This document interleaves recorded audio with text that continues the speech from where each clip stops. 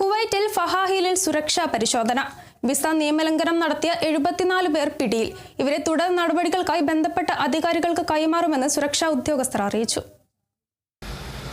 കുവൈറ്റിൽ residency labour നിയമങ്ങൾ ലംഘിച്ചവരെയും വിവിധ കേസുകളിൽ തിരയുന്നവരെയും കണ്ടെത്താനായി ആഭ്യന്തര മന്ത്രാലയം പരിശോധന ശക്തമാക്കുന്നു. General department of criminal investigation, residence affairs investigation department, public authority for manpower എന്നിവയുടെ സംയുക്ത സഹകരണത്തോടെ ഫഹായിലെ ഇൻഡസ്ട്രിയൽ ഏരിയയിലും വാണിജ്യ വിപണികളിൽ നടത്തിയ വ്യാപകമായ പരിശോധനയിൽ 74 നിയമലംഘകർ പിടിയിലായി. പിടിയിലായവർക്കെതിരെ ആവശ്യമായ നിയമപരവും ഭരണപരവുമായ നടപടികൾ സ്വീകരിച്ചിട്ടുണ്ടെന്നും അവരെ തുടർ നടപടികൾക്കായി ബന്ധപ്പെട്ട അധികാരികൾക്ക് കൈമാറുമെന്നും സുരക്ഷാ ഉദ്യോഗസ്ഥർ അറിയിച്ചു.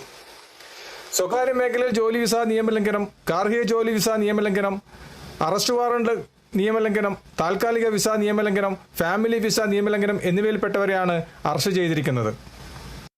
ഇത്തരത്തിലുള്ള സുരക്ഷാ പരിശോധനകൾ ഇനിയും തുടരുമെന്നും സുരക്ഷാ ഉദ്യോഗസ്ഥർ മുന്നറിയിപ്പ് നൽകി. കുവൈത്തിൽ നിന്നും കേരള വിഷന് വേണ്ടി IV സുനേഷ് വെങ്ങര.